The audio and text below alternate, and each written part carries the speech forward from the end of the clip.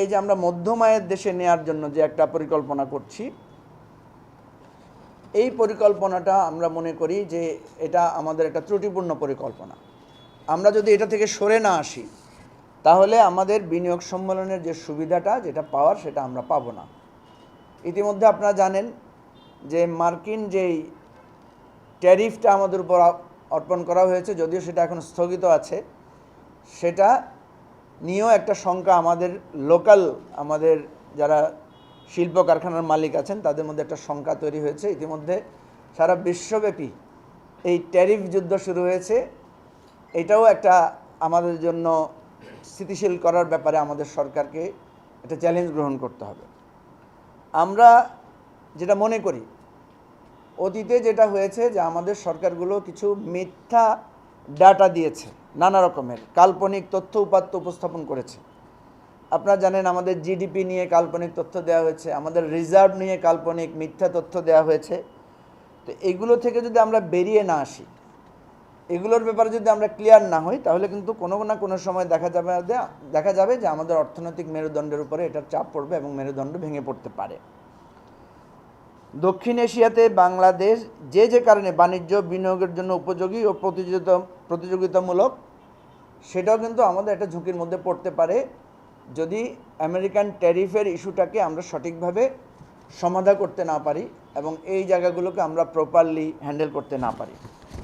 আমরা মনে করি দেশের অর্থনীতি ও বাণিজ্যের স্বচ্ছতার স্বার্থে প্রাসঙ্গিক সকল পরিসংখ্যান যাচাই বাছাই করে পুনঃপ্রকাশ করা জরুরি। যেই আগের যে ডাটাগুলো ছিল এগুলো আবার যাচাই বাছাই করে রিয়েল যেটা সেটা আমাদের কাছে স্টাবলিশ করা দরকার।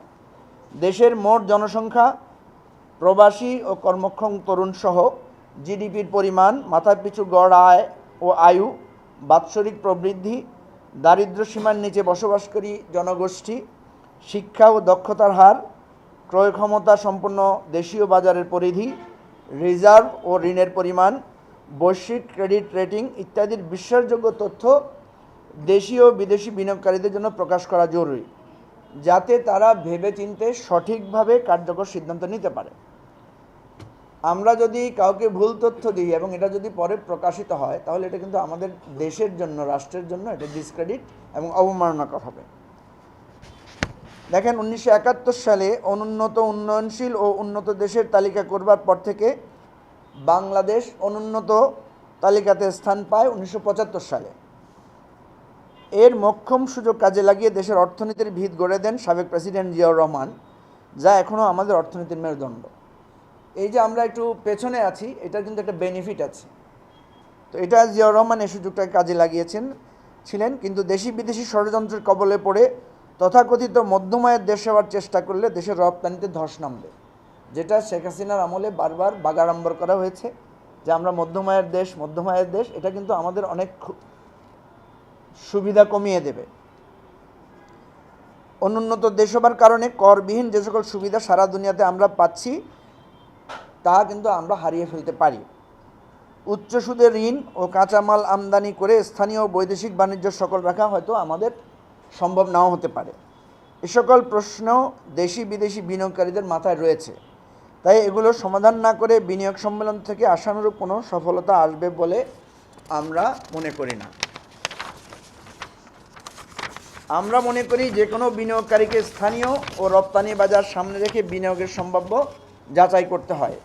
সেক্ষেত্রে স্থানীয় বাজারের সক্ষমতা, দুনিয়া জুড়ে রপ্তানির সম্ভাবনা, অবকাঠামোগত সুবিধা, প্রতিযোগিতামূলক কর, ভ্যাট আছে কিনা, জ্বালানি নিরাপত্তা, স্থানীয় বিনিয়োগকারীদের স্বার্থ সংরক্ষণ, ব্যাংক ঋণ, ডলারের মজুদ ইত্যাদি সকল চ্যালেঞ্জকে মোকাবেলা করার বাস্তবভিত্তিক পথ নকশা আমাদেরকে করতে হবে। আমরা এই অন্তর্বর্তীকালীন সরকারের সদিচ্ছা ও আন্তরিকতাকে সাধুবাদ জানাই। বিনিয়োগ সম্মেলনকে কেন্দ্র করে দেশে বিদেশে যে আগ্রহ তৈরি হয়েছে তাকে ইতিবাচকভাবে কাজে লাগাতে হবে। এলডিসি গ্র্যাজুয়েশনের উদ্যোগকে স্থগিত করতে হবে আমাদের দেশের অর্থনীতির স্বার্থে।